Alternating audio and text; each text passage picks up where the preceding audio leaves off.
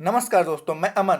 यह उत्तर प्रदेश चकबंदी लेखपाल से संबंधित पांचवा वीडियो है, जिसमें हम लोग 8/11/2015 को हुए शाम के पाली के पेपर में ग्रामीण विकास के जानकारी के बारे में एनालिसिस करेंगे। तो यहाँ पर जो पहला क्वेश्चन पूछा गया था वह क्वेश्चन था, स्वदेशी हल है। ऑप्शन था आपका जुताई का एक द्वितीयक उपकरण, दूसरा है आपका नम धरती का एक कुदाल, तीसरा है आपका एक बहुउद्देशीय उपकरण और चौथा है आपका जुताई का एक प्राथमिक उपकरण। तो यहाँ पर हम जानते हैं कि स्वदेशी हल जो है वह जुताई का एक प्राथमिक उपकरण है। इसके संदर्भ में कुछ जानकारियां। स्वदेशी हल हमारे देश के किसानों का शान रहा है। यह जुताई बुआई करने का एक प्राथमिक उपकरण है। यद्यपि वर्तमान में इसकी जगह ट्रैक्टर ट्रिलर ने ले ली है, तथापि देश के कुछ स्थानों पर आज भी इसका प्रयोग जारी है। यह प्रायः बैलों द्वारा खींचा जाता है। यह लंबी लकड़ी की और फाल से बना होता है और यह अंग्रेजी के टी अक्षर जैसा होता है। तो इस प्रकार से आपका सही ऑप्शन है चौथा।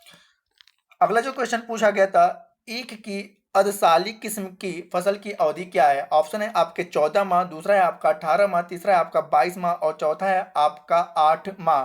तो यहाँ पर हम जानते हैं कि ईख के अर्धसाली फसल किस्म की जो अवधि होती है वो होती है आपकी 18 माह। 18 माह में यह तैयार होता है। तो यहाँ जानते हैं ईख की अर्धसाली किस्म की फसल की समाअवधि 18 माह होती है, जो मुख्यतः महाराष्ट्र में न्यून वर्षा वाले स्थानों में प्रयोग की जाती है। इस फसल का रोपण जुलाई माह में किया जाता है। अगला जो क्वेश्चन पूछा गया था कि भारत में लगभग 90% सिंचाई क्षेत्र किसके अंतर्गत आता है। तो यहाँ पर आपके ऑप्शन है बॉर्डर प्रणाली, दूसरा है आपका चेक बेसिन, तीसरा है आपका स्प्रिंकल और तीसरा चौथा है आपका सतही सिंचाई। तो यहाँ पर भारत में लगभग 90% सिंचाई का क्षेत्र जो होता है वह सतही सिंचाई के अंतर्गत आता है। यहाँ पर जानते हैं सतही सिंचाई के अंतर्गत क्या चीजें होती हैं। तो भारत में सतही सिंचाई से लगभग 90% क्षेत्र सींचा जाता है, जिसमें कुआं, नलकूप एवं नहर के पानी का प्रयोग किया जाता है। यह सिंचाई मैदानी क्षेत्रों में अधिक की जाती है। स्प्रिंकलर ढाल द्वारा या स्प्रिंकलर द्वारा जो सिंचाई की जाती है वह बेसिक तौर पे पहाड़ी इलाकों में या ढालूदार क्षेत्रों में की जाती है स्प्रिंकलर सिंचाई। तो यहाँ पर आपका पूछा गया था कि भारत में 90% जो सिंचाई होती है किसके अंतर्गत होती है, तो आपके सतही सिंचाई के अंतर्गत की जाती है। आप इस पीडीएफ को प्राप्त करने के लिए हमारे टेलीग्राम से जुड़ सकते हैं, जिसका लिंक वीडियो के डिस्क्रिप्शन में दिया हुआ है। यदि आपको वीडियो पसंद आ रहा हो तो वीडियो को लाइक करें, कमेंट करें और यदि आप चैनल पर नए हैं तो चैनल को सब्सक्राइब अवश्य करें। अगला जो क्वेश्चन पूछा गया था वह था आपका निम्न में से कौन सी वृक्षीय सब्जी है। ऑप्शन आपका था बसेला, दूसरा है आपका मेंथी जिसे हम लोग फेनुग्रीक भी कहते हैं, तीसरा आपका है करी पत्ता और चौथा है आपका भारतीय पालक। तो यहाँ पर जानते हैं कि जो आपका करी पत्ता है वह वृक्षीय सब्जी के अंतर्गत आता है। यहाँ पे करी पत्ता को मीठे नीम के नाम से भी जाना जाता है। यह एक प्रकार की वृक्षीय सब्जी है। इसका इस्तेमाल प्रायः मसालों के रूप में किया जाता है। मधुमेह रोगी इसे औषधि के रूप में प्रयोग करते हैं। तो यहाँ पर आपका सही ऑप्शन है सी, करी पत्ता। अगला जो क्वेश्चन पूछा गया था, तेज हवा की गति कितनी होती है। ऑप्शन है आपके 20 मील प्रति घंटा, दूसरा है आपका 30 मील प्रति घंटा और तीसरा है आपका 40 मील प्रति घंटा और चौथा है आपका 15 मील प्रति घंटा। तो यहाँ पर आपका तेज हवा की जो गति होती है वह आपकी 30 मील प्रति घंटा की रफ्तार से होती है। तेज हवा की जो गति होती है वह 30 मील प्रति घंटा की रफ्तार से होती है। इस प्रकार से आपका सही ऑप्शन है बी। अगला जो क्वेश्चन पूछा गया था कि भारत में कुल कितने गांव हैं। ऑप्शन है आपके 5,97,464, दूसरा है आपका 5,77,698, तीसरा है आपका 6,40,930 और चौथा है इनमें से कोई नहीं। तो यहाँ पर आयोग द्वारा जो ऑप्शन सही किया गया था वह ऑप्शन था आपका 6,40,930 भारत में गांव है। हालांकि 2011 की जनगणना के अनुसार देखा जाए तो भारत में कुल गांवों की संख्या 6,40,867 है। 6,40,867 है, जिनमें से सबसे अधिक गांव उत्तर प्रदेश में तथा सबसे कम गांव जो है वह चंडीगढ़ राज्य में स्थित है। हालांकि आयोग ने यहाँ पे सी को सही किया था। 6,40,930 गांव 2011 की जनगणना के अनुसार भारत में स्थित हैं। अगला जो क्वेश्चन पूछा गया था कि भारत में कितने प्रतिशत ग्रामीण घरों में बिजली सुलभ है। ऑप्शन है आपका 52%, दूसरा है आपका 60%, तीसरा है आपका 56% और चौथा है आपका इनमें से कोई नहीं।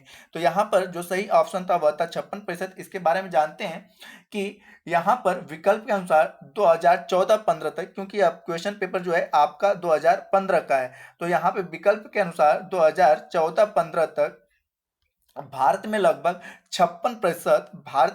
56% घरों में बिजली सुलभ थी, जबकि शहरी क्षेत्रों में 93% जो आपकी बिजली सुलभ थी। तो 2013-14 के अकॉर्डिंग या 14-15 के अकॉर्डिंग जो था वहां पर 93% शहरी क्षेत्रों में बिजली उपलब्ध थी तथा ग्रामीण क्षेत्रों में 56% बिजली उपलब्ध थी। तो इस प्रकार से आपका सही ऑप्शन होता है सी, 56%। अगला जो क्वेश्चन पूछा गया था कि भारत में मिट्टी के तेल का खुदरा बाजार मूल्य रुपया क्या है। तो यहाँ पे ऑप्शन था आपका 25 रुपये प्रति लीटर, दूसरा है आपका 28.50 रुपये प्रति लीटर और अगला था आपका 26 रुपये प्रति लीटर और लास्ट वन है इनमें से कोई नहीं। तो पुनः मैं आपको बताऊं कि यहाँ पे यह क्वेश्चन पेपर 2015 का है और 2015 के अकॉर्डिंग यहाँ पर मिट्टी का जो खुदरा बाजार मूल्य था वह था आपका 28.50 रुपये प्रति लीटर। अगला जो क्वेश्चन पूछा गया था कि जनगणना 2011 के अनुसार ग्रामीण भारत की आबादी कितनी है।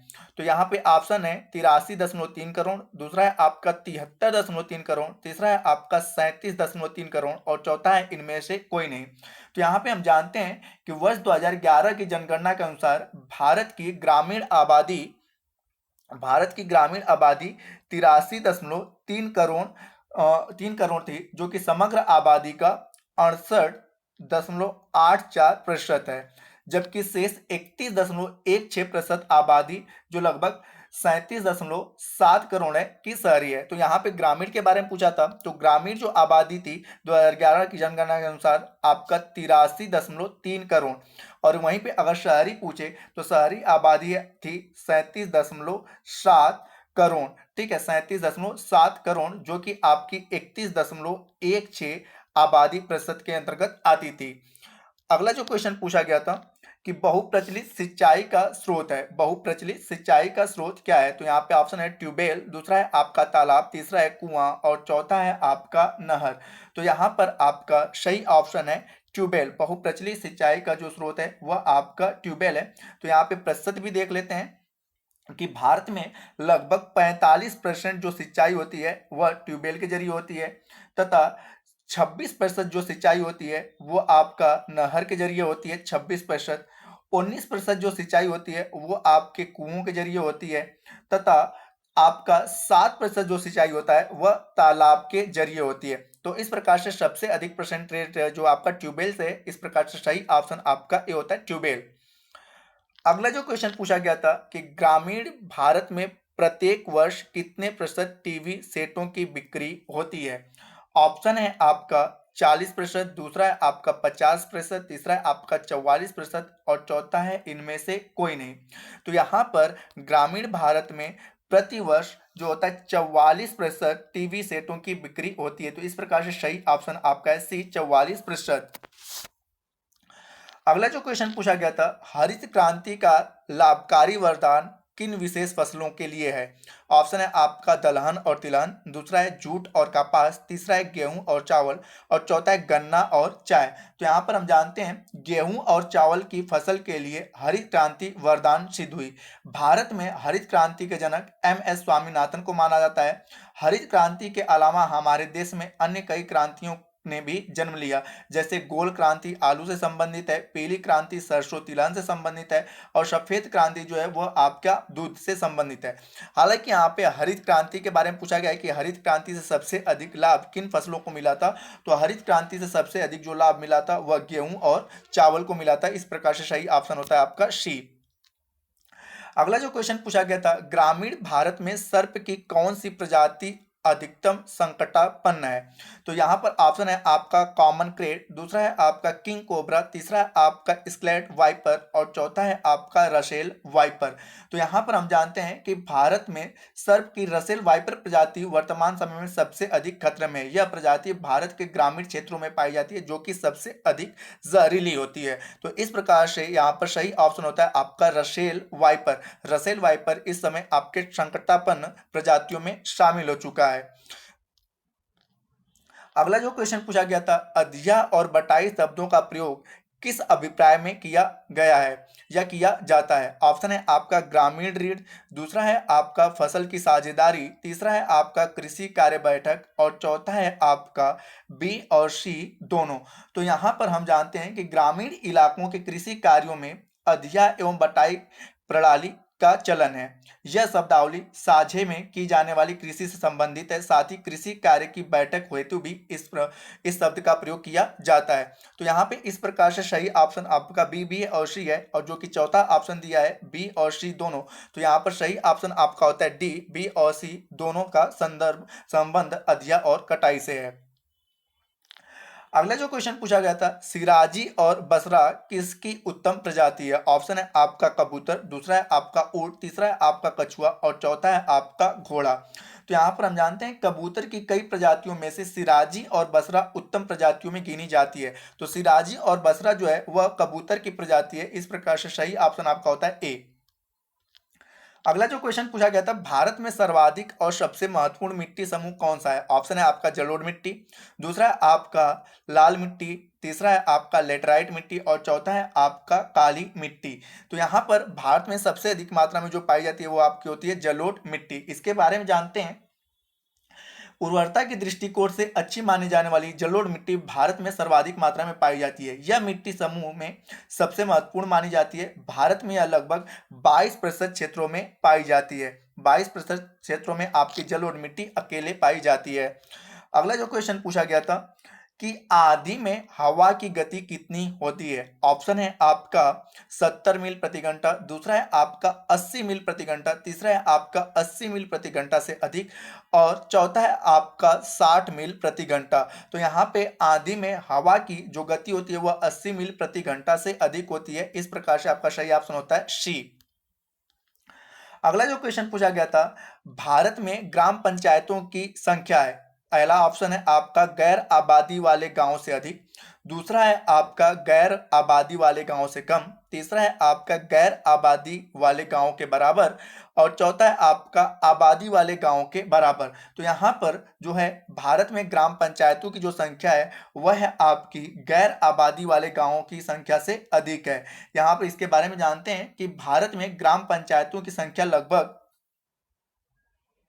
2,50,000 2,50,000 है, जो कि गैर आबादी वाले गांवों की संख्या से अधिक है। तो इस प्रकार से आपका सही ऑप्शन होता है ए।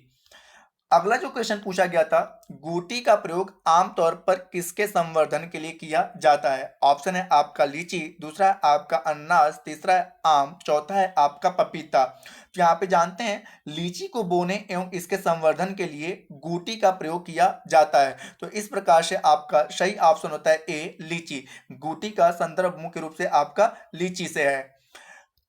इस पार्ट का लास्ट क्वेश्चन, जैसा कि मैंने बताया कि 2015 में ग्रामीण विकास से कुल 40 क्वेश्चन एक एक पार्ट में पूछे गए थे। तो इसका वीडियो ज़्यादा बड़ा ना हो, जिसके लिए मैंने यहाँ पर 2 पार्ट में इस वीडियो को बनाया, जिसके पहले पार्ट में 20 क्वेश्चन और दूसरे पार्ट में 20 क्वेश्चन होंगे। तो इस पार्ट का लास्ट क्वेश्चन है, केंद्रीय आलू अनुसंधान संस्थान कहाँ स्थित है? ऑप्शन है आपका फैजाबाद, दूसरा है आपका शिमला, तीसरा है आपका शिमोगा और चौथा है आपका लखनऊ। तो यहाँ पर आपका सही ऑप्शन है कि केंद्रीय आलू अनुसंधान संस्थान हिमाचल प्रदेश के शिमला में स्थित है।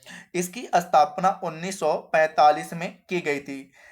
तो आज के लिए इतना ही। यदि आपको वीडियो अच्छा लगा हो तो लाइक करें, कमेंट करें और चैनल पर यदि नए हैं तो सब्सक्राइब करें और अपने दोस्तों के साथ शेयर करें। जल्दी मिलते हैं नेक्स्ट वीडियो में, तब तक के लिए धन्यवाद।